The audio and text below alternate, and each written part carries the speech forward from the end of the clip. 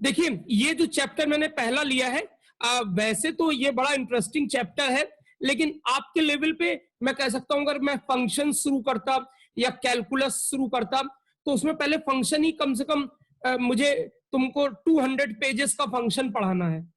मतलब फंक्शन में domain, range, periodic, non periodic, even function, odd functions, ये सब पूरा फंक्शन में पूरा पढ़ाना उसको। डोमेन, रेंज में inequations, inequalities, trigonometric function, logarithmic function, exponential functions, ये सब। तो यही पढ़ाने में करीब 200 पेजेस लगते हैं और ये मेरा फेवरेट पार्ट है। कैलकुलस की स्टार्टिंग फंक्शन से है, फिर कैलकुलस में लिमिट्स, कंटिन्यूटी, डिफरेंशिएशन, इंटीग्रेशन ये है, फिर उधर ट्रिग्नोमेट्री अलग ब्रांच है, कोऑर्डिनेट अलग है, वेक्टर अलजेब्रा ये सब अलग है। तो ये अलजेब्रा में आता है, ये sequences and series algebra chapter में आता है। तो इसमें ये क्या है ना कि इसके लिए आपको बहुत ज्यादा चीजों की जरूरत नहीं है, थोड़ा बहुत आइडिया होना चाहिए। कहीं कहीं ऐसे सवाल होते हैं जिसमें ट्रिग्नोमेट्री का यूज हो जाता है, sine, cos, theta, tan theta के टर्म्स में रहता है, तो थोड़ा सा ट्रिग्नोमेट्री आना चाहिए। थोड़ा बहुत इक्का दुक्का जगह लॉग का कॉन्सेप्ट जरूरत पड़ती है, वो मैं सब बताऊंगा, ठीक है ना। और ये जल्दी खत्म होने वाला चैप्टर है, तो पहले मैं ये ले रहा हूं सीक्वेंस एंड सीरीज, ठीक है ना। तो देखिए अपने कॉन्सेप्ट क्लियर करते चलिएगा, मैं बहुत बेसिक बातों से और आपको छोटी छोटी प्रैक्टिस कराता हुआ आगे बढ़ूंगा। तो देखिए सबसे पहले देखिए लेक्चर प्लान इसका देख लीजिए कि इसमें हर चैप्टर में मैं लेक्चर प्लान बताऊंगा। देखिए पहले तो अभी इंट्रोडक्शन ऑफ सीक्वेंस, प्रोग्रेशन और सीरीज, ये चीज क्या होती है हम लोग को ये देखना है कि सीक्वेंस का मतलब क्या है, ये प्रोग्रेशन, थोड़ा शिफ्ट कर गया है ये लिखा है प्रोग्रेशन ये, और फिर सीरीज, इन तीनों में डिफरेंस क्या है। फिर हम लोगों के सिलेबस में है अर्थमेटिक प्रोग्रेशन, उसका nth टर्म सीखना है, सम ऑफ एन टर्म सीखना है, अर्थमेटिक मींस एम्स बोलते हैं, ये सीखना है, और इस पे वैरायटी ऑफ क्वेश्चंस बनते हैं। फिर हम लोगों को ज्योमेट्रिक प्रोग्रेशन सीखना है, उसका nth term, sum of n terms और ज्योमेट्रिक मींस जीएम बोलते हैं। इसमें एक फेमस थ्योरम भी है, arithmetic mean greater than geometric mean, इसका फिजिक्स से लेके बहुत ब्रांचेस में बड़ा बेहतरीन यूज है।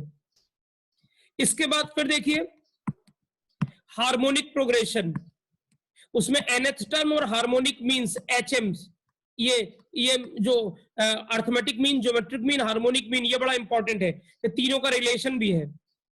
उसके बाद फिर हम लोग को पढ़ना है अर्थमेटिको ज्योमेट्रिक प्रोग्रेशन ये, और फिर summation of some important series, कुछ इंपॉर्टेंट सीरीज है या स्पेशल सीरीज भी कह सकते हैं आप, उनका सम है। इसमें सम ऑफ ये नेचुरल नंबर बाय, जैसे ये तो आसान है, ये एक तो अर्थमेटिक प्रोग्रेशन भी है, ये sum of n natural number n n plus 1/2 ये। फिर जैसे स्क्वायर्स का सम 1 स्क्वायर, 2 स्क्वायर, 3 स्क्वायर, ये कैसे निकालेंगे एन स्क्वायर का। ऑड नंबर का सम का स्क्वायर कैसे निकालेंगे, 3 स्क्वायर, 5 स्क्वायर, 7 स्क्वायर, ये इस तरह से सीरीज के सम निकालने हैं। तो ये है आपका चैप्टर। अब वैसे तो जानते हो सीरीज बहुत बड़ा सिलेबस है, अगर आप कन्वर्जेंट, डाइवर्जेंट इसमें आ जाए थ्योरम्स की, कब सम निकल पाएगा कब नहीं निकल पाएगा, तो काफी चीजें हैं, ठीक है ना। मतलब हायर लेवल पे तो अगर आप मैथ्स, थोड़ा सा ये वैसा मैथ्स है जो लोग ओलंपियाड वगैरह की तैयारी करते हैं ना, मैथमेटिक्स ओलंपियाड वगैरह के, उस डायरेक्शन में जाने वाला है ये, ठीक है। जैसे हॉलैंड नाइट है, बर्नार्ड एंड चाइल्ड है, ये सब बुक्स हैं। अभी बुक्स के बारे में आपको नहीं सोचना, जब थोड़ा पढ़ लोगे तो मैं बुक्स के बारे में डिटेल से बताऊंगा आपको। तो ये आपका सिलेबस है। तो हम लोग अभी पहले स्टार्ट करते हैं सीक्वेंस, प्रोग्रेशन, सीरीज के इंट्रोडक्शन, और एक दो सवाल भी इसमें मैंने बढ़िया सेलेक्ट कर रखे हैं। फिर अर्थमेटिक प्रोग्रेशन के nth टर्म से शुरू करेंगे, फिर सम ऑफ एन टर्म्स, धीरे धीरे आप सीखेंगे। चलिए देखिए, ये तो मैंने इसलिए दे दिया कि जब मैं ये वीडियो भेजूंगा आपको तो इसको आप पॉज करके पढ़ते रहिएगा। ये सीक्वेंस के बारे में दिया है, ये प्रोग्रेशन के बारे में है, थोड़ा रीडिंग जरूरी होती है। अब मैं आपको समझाता हूं यहाँ पे। देखिए पहले सीक्वेंस और प्रोग्रेशन में फर्क क्या है, जरा ये देखिएगा। देखिए सीक्वेंस क्या होता है, जरा ध्यान दीजिएगा। सीक्वेंस क्या होता है, वो नंबर्स का, एलिमेंट्स का एक सीक्वेंस है जिसमें कोई रूल होगा। जैसे अभी पहले एग्जांपल लेते हैं तब ये लैंग्वेज समझ में आएगी। जैसे 2 4 6 8 इवन नंबर है तो रूल 2n है, n की वैल्यू 1 रख दो तो 2 आ जाएगा, n की वैल्यू 2 रख दोगे तो 4 आ जाएगा, n की वैल्यू 3 रखोगे तो 6 आएगा। तो एक रूल लग रहा है यहां। तो ये सीक्वेंस के टर्म्स हैं, ये सीक्वेंस के टर्म्स हैं। फिर देखिए 1/2, 1/3, 1/4, तो ये देखिए रूल ये लग रहा है। n की वैल्यू 1 2 3 3 4 ये है। n की वैल्यू 1 रखोगे तो ये वाला टर्म, n की वैल्यू 2 रखोगे तो ये वाला, n की वैल्यू 3 रखोगे तो ये वाला, ये। तो यहां भी एक रूल है। तो ये एक सीक्वेंस हो गया, ये सीक्वेंस के टर्म्स हैं। फिर देखिए जैसे यहां है, मैंने log 2 by sine 3, log 3 by sine 4, log, तो देखिए log 1 प्लस n और साइन 2 प्लस n है। अब n की वैल्यू एक बार आप 1 रखेंगे तो पहला वाला टर्म आ जाएगा, ये आ जाएगा।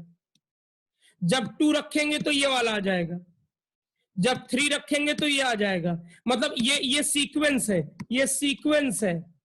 और रूल देखिए लग रहा है, रूल लग रहा है। तो सीक्वेंस होने के लिए रूल होना चाहिए कोई। अब देखिए बड़ा मजेदार एग्जांपल है ये। देखिए यहां पे देखिए ये सेट ऑफ प्राइम नंबर्स लिया मैंने। तो देखिए प्राइम नंबर्स है तो भाई देखिए है तो एक सीक्वेंस तो है। पहला प्राइम नंबर 2, फिर 3, फिर 5, फिर 7, फिर 11, फिर 13, फिर 17, फिर 19, फिर 23, ठीक है ना, इस तरह से। ठीक है, अब फिर 29 प्राइम नंबर जिसके फैक्टर्स पॉसिबल ना हो। लेकिन आज तक इनका कोई रूल नहीं बना है। जैसे इवन नंबर्स क्या है, इवन नंबर्स आप जानते हैं 2n से आ जाते हैं इवन नंबर्स। ऑड नंबर कैसे आ जाते हैं, 2n प्लस 1 से, 2n माइनस 1 से भी आते हैं। तो इसका मतलब है कि इनके लिए देखिए एक रूल बन गया। लेकिन प्राइम नंबर्स के लिए कोई हमारे पास फार्मूला नहीं है जिसमें वैल्यू पुट कर दे तो प्राइम नंबर्स का वो बन जाए। तो यहां पे क्या है ना कि रूल तो है एक, भाई पैटर्न तो है ही एक, तो सीक्वेंस तो है ये, लेकिन we don't have any rule. कोई फार्मूला नहीं है इसको कैलकुलेट करने का, nth टर्म कैलकुलेट करने का। इससे पहले वाले में जितने भी हैं देखिए सब में एक फार्मूला है हमारे पास, ये सब में हमारे पास फार्मूला है। देखिए ये यहां देखिए फार्मूला है। तो आप ध्यान से समझिएगा, सीक्वेंस तब बोलते हैं, सीक्वेंस तब बोलते हैं कि जब भी कोई आपको पैटर्न दिख जाए, पैटर्न दिख जाए तो सीक्वेंस है। तो ये जितने एग्जांपल है सब सीक्वेंस के हैं, ये भी सीक्वेंस है। लेकिन प्रोग्रेशन तब बोलते हैं, प्रोग्रेशन तभी बोलते हैं जब वहां पर रूल वो वेल डिफाइंड हो। मतलब फार्मूला एग्जिस्ट करे, फार्मूला एग्जिस्टेंस। इसका मतलब है ये सब के सब, ये भी प्रोग्रेशन है, ध्यान दीजिएगा, प्रोग्रेशन है, प्रोग्रेशन है, प्रोग्रेशन है ये। लेकिन ये नॉट प्रोग्रेशन, ये नॉट प्रोग्रेशन। ये बहुत बारीक चीज है, किताबें जल्दी इस पे बोलती नहीं है, कई लोग एक ही समझते हैं। ध्यान दीजिएगा फिर से, जहां भी पैटर्न है तो वहां पर सीक्वेंस है। फिर वो पैटर्न जिसमें फार्मूला भी हो एक nth टर्म निकालने का, वो मैं nth टर्म का मतलब क्या है अभी तो मैं ये भी समझाऊंगा। तो जहां भी फार्मूला एग्जिस्ट कर जाए वो प्रोग्रेशन है। लेकिन ये तो एक बात हो गई। हम लोग अब क्या करेंगे, अपनी आम तौर पे जो बोलचाल की भाषा है जो हम लोग पढ़ते वक्त यूज करेंगे, जब भी हम सीक्वेंस बोलेंगे हमारा मतलब प्रोग्रेशन से ही होगा।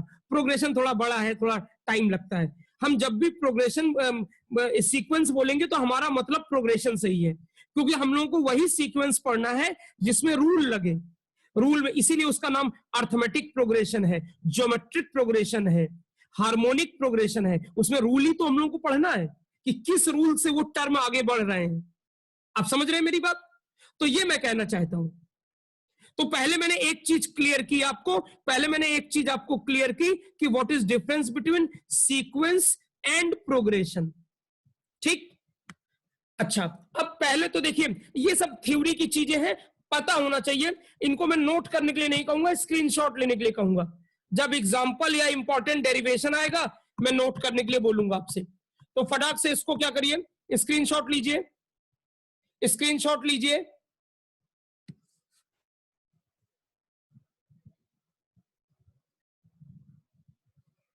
स्क्रीनशॉट लीजिए, बहुत इंपॉर्टेंट बात, जहां भी पैटर्न है वहां सीक्वेंस है।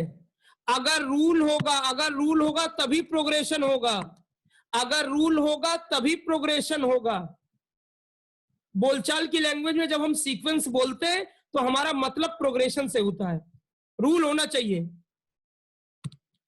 आपने इसका वो ले लिया होगा स्क्रीनशॉट, फिर ये कंप्लीट कर लीजिए स्क्रीनशॉट।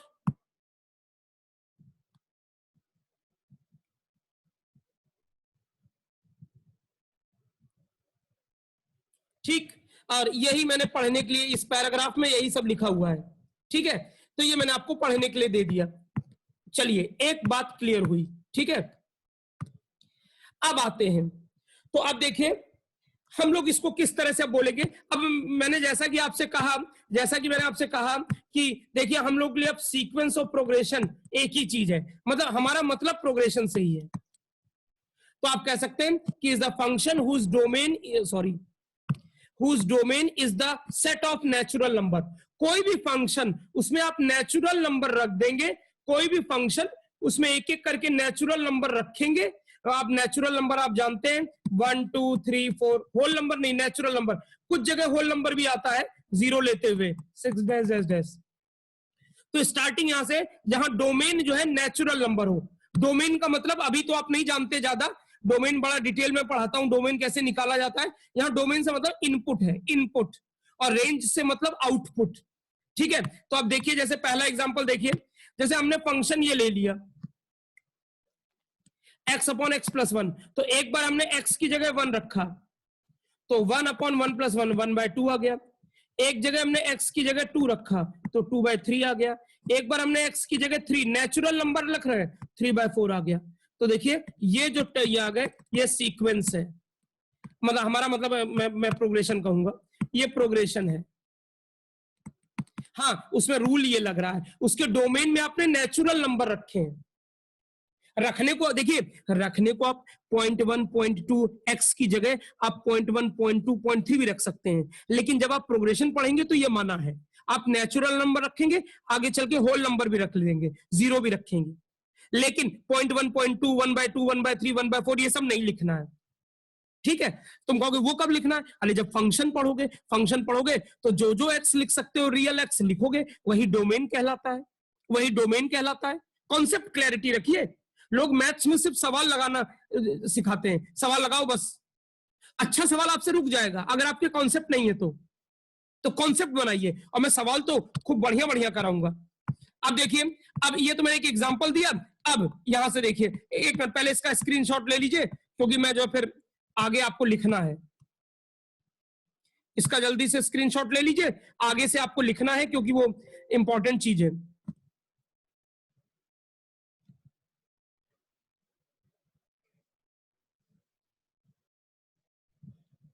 आगे से आपको लिखना पड़ेगा क्योंकि वो लिखेंगे तभी वो प्रैक्टिस में आएगा।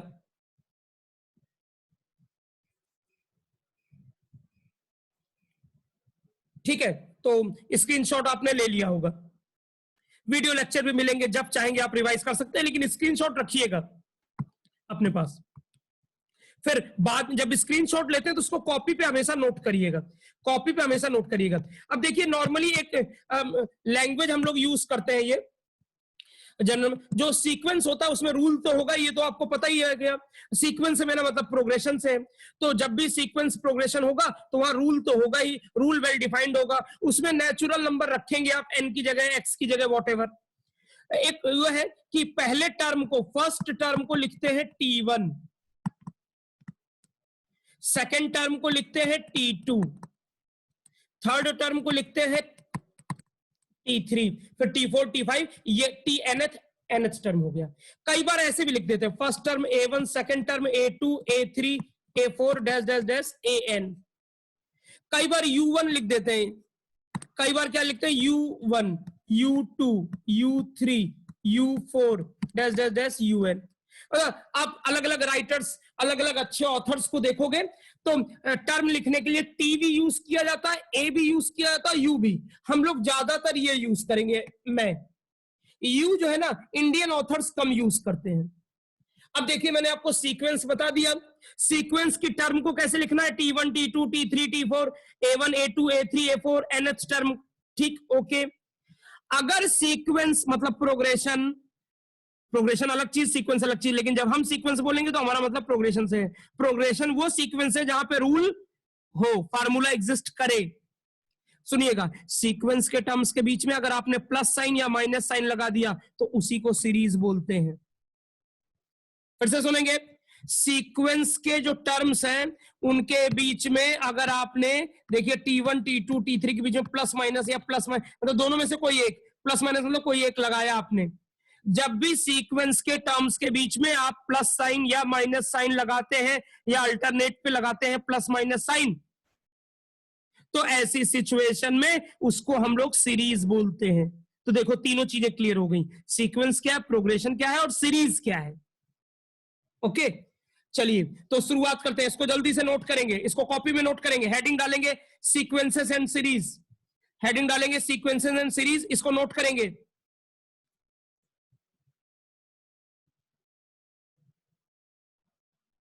अभी मैं आपको टाइम दूंगा सवाल पूछने का, मैं आपको सवाल पूछने का टाइम दूंगा। बस आपकी जानकारी के लिए बता दूं, ज्यादातर लोग जो मुझे जानते हैं वो केमिस्ट्री टीचर के जानते हैं, जबकि ओरिजिनली जब मैं इलाहाबाद में आया था तो मैंने मैथ्स ही पढ़ाया था।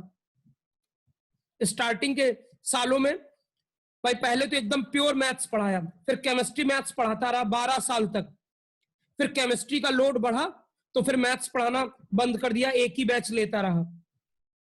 अब यह है कि जब से ये ऑनलाइन वाली चीजें चालू हो गई है लास्ट ईयर से ही, तो मैंने फिर इस पे शुरू किया कि अब मैथ्स के लिए कि अगर टाइम कब चाहिए होगा तो केमिस्ट्री अगर क्लास में पढ़ाएंगे तो मैथ्स कब पढ़ाएंगे, तो ठीक है ऑनलाइन पढ़ा देंगे। तो एक बहुत ही बेहतरीन सब्जेक्ट, क्यों उसको भूला जाए, क्यों छोड़ा जाए। चलिए नोट कर लिया होगा, तो सवाल शुरू करते हैं।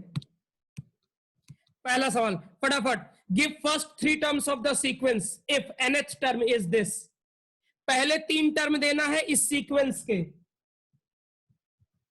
जो लोग क्या नाम है जो है करते जाए वो लोग हैंड रेस कर देंगे या चैट में यस और नो लिखेंगे। 3 टर्म्स लिखने हैं, 3 टर्म्स।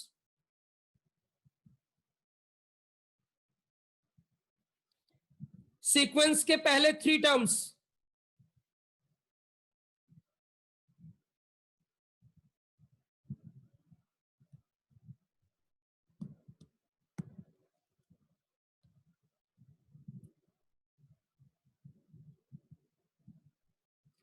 तो चलिए बहुत आसान है, बहुत आसान है, काफी लोगों ने कर लिया, कम से कम 7-8 लोग ने कर लिया है।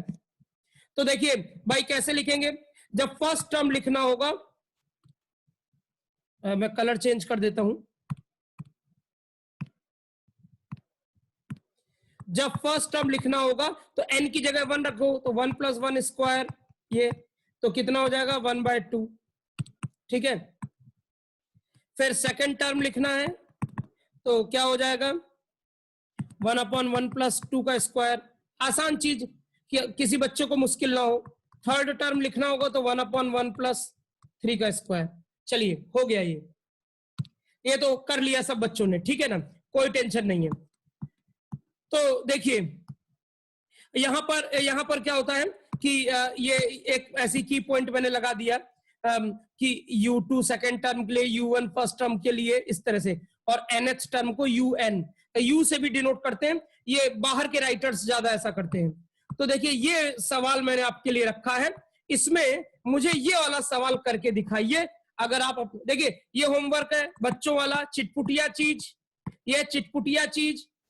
अब आइए सी वाले में, सी वाला करोगे तो तुम्हारे अंदर दम है। सी वाला सवाल, चिटपुटिया चीज तो कोई भी कर लेगा। थोड़ा बड़ा कर दूं इसको,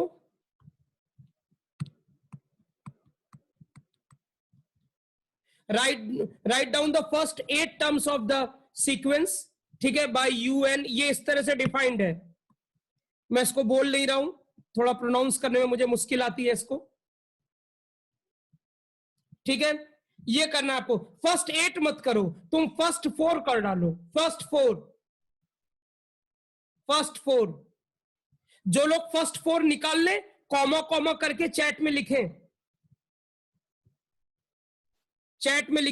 फर्स्ट 4 निकाल दो।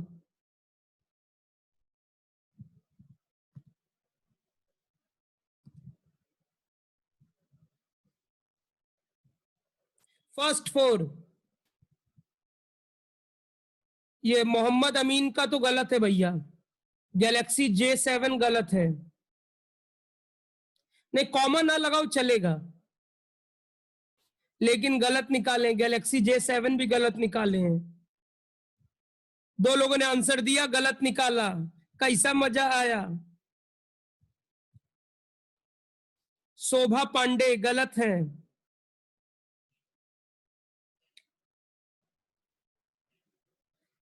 बड़ा अपने आप को सोच रहे थे ना कि सीक्वेंस तो कोई भी कर लेगा, कोई भी कर लेगा। ये कुछ सही लग रहा है। दिव्यांश है, एक चिया CHIYA, और एक है 65115A95 ID है। इन लोगों का सही लग रहा है। ये नहीं, ये चिया इनका गलत है। -1 कहां से आ गया?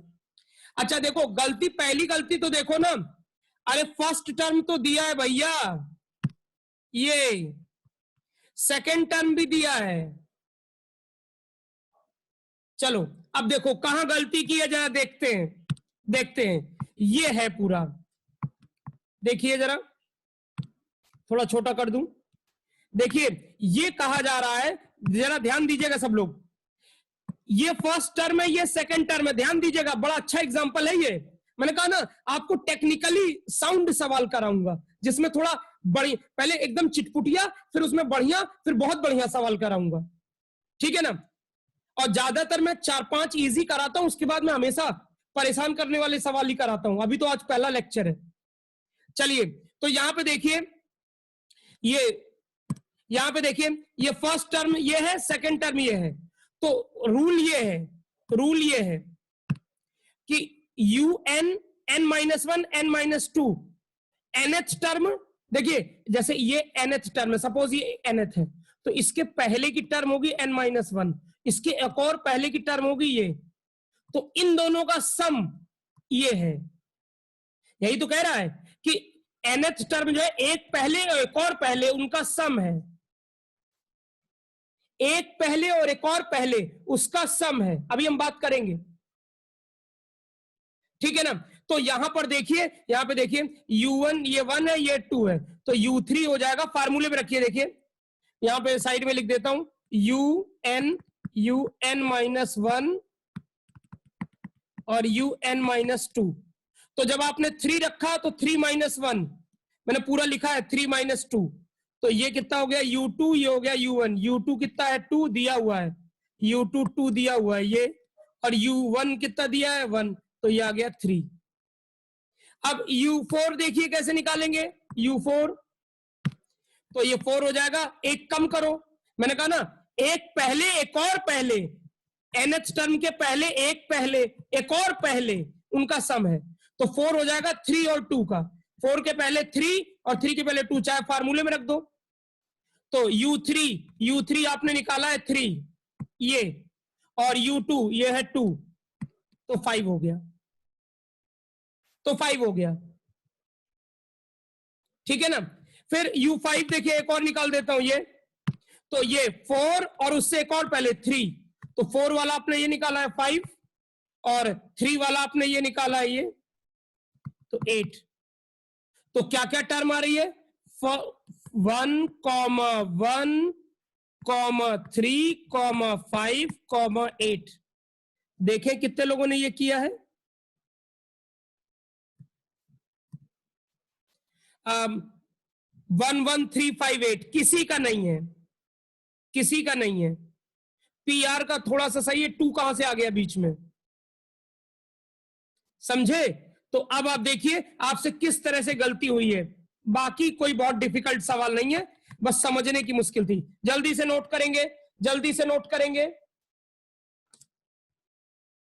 मैं आपको अनम्यूट कर रहा हूं, तो उसमें आप कुछ पूछ लीजिए मुझसे। मैंने आपको अनम्यूट कर दिया है, कुछ पूछना चाहते हैं? सर यूट्यूब क्या, तेज बोलिए।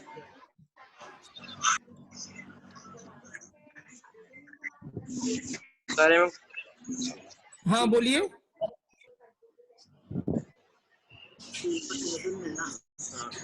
क्या डाउट है, पूछिए। सर यूट्यूब की वैल्यू 1 दी है। Yes sir. अच्छा अच्छा, एक मिनट। हाँ, यूट्यूब की वैल्यू 1 है। यूट्यूब अच्छा की अच्छा 1 अच्छा। है। हाँ, यूट्यूब की वैल्यू 1 है। चलो अब कोई बात नहीं, अब वो समझ गए होगे, वो ये मेरी फॉल्ट है। यूट्यूब की वैल्यू 1 है, ठीक है ना। चलिए इसको ठीक कर लेंगे। समझ गए होगे, सवाल समझ गए होगे। अरे इसमें हंसने वाली कौन सी बात है? कौन है सर? तो ये सही है ना, 1 2 3 5 माइनस माइनस। हाँ, तो ये वो ठीक कर लेंगे आप। एक मैं ऐसा करता हूँ ना, मैं सवाल को ही बदल डालता हूँ। ये लो, मैं यही चेंज कर रहा हूँ। U2 भैया 2 है, चलो खुश। तो सही। हाँ, अब मैं सही हूँ। चलो। हाँ सर। नहीं, एक क्वेश्चन पूछना। तो एक मिनट, ऐसी ऐसी कोई चीज नहीं है कि इस पे हम लोग बहस करें, ठीक है ना। क्वेश्चन यहाँ नहीं है तो समझ में आया सबको? सबको समझ में आया? हैंड रेस करिए, कितने लोगों को समझ में आ गई ये बात? एनएच टर्म का मतलब समझ में आया, यूज करना आया? हैंड रेस करिए। चलिए, वेरी गुड। आप अच्छा, ये वाला सवाल होमवर्क कर लीजिए जल्दी से। ये होमवर्क कर लीजिए, थोड़ा बड़ा दिखा देता हूं।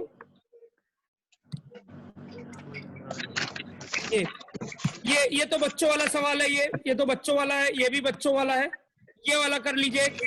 डी वाला थोड़ा सा ठीक है, थोड़ा सा। डी वाला होमवर्क कर लीजिए, नोट कर लीजिए इसको।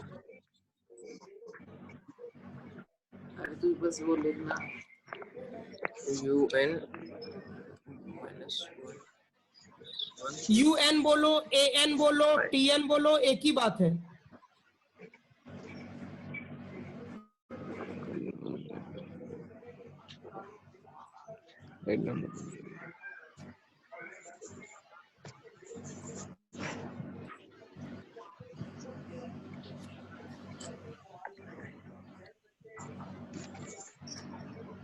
नहीं, मैं इसका वो नहीं पूछ रहा हूं, मैं इसका आंसर आपसे नहीं पूछ रहा हूं, ठीक है। चलिए, ये हो गई एक बात। तो ये सबको समझ में आया होगा। पहले मैंने क्या क्या बताया आपको कि हाँ, कुछ पूछना चाहते हैं? कोई कुछ पूछना चाहता है?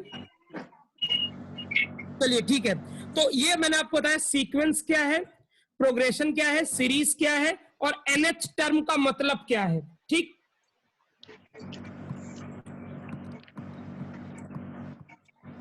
ये लिख लेंगे अब आप। चलिए, ये होमवर्क करिए फटाफट, होमवर्क करिए। इसके सबके जो ना फर्स्ट 3 टर्म्स लिखिएगा, फर्स्ट 3 टर्म्स।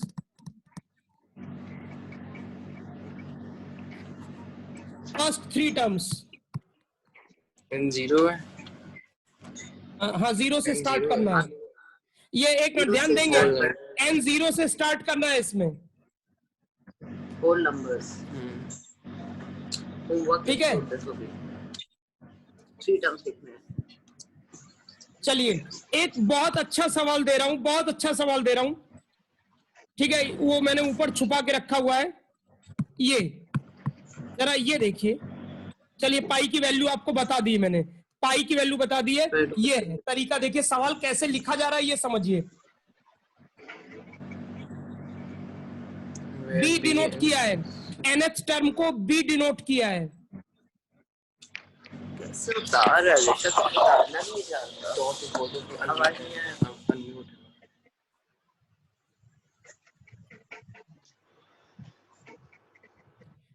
देखिए वैसे तो मैं जब मैं आपको फंक्शन पढ़ाऊंगा तो रैशनल इरैशनल नंबर में बताऊंगा। एक चीज याद रखिए सब लोग, जो पाई है ना, वो 22/7 नहीं है, पाई 3.14 नहीं है, क्योंकि 14 लिखने का मतलब है आगे 00 नहीं है।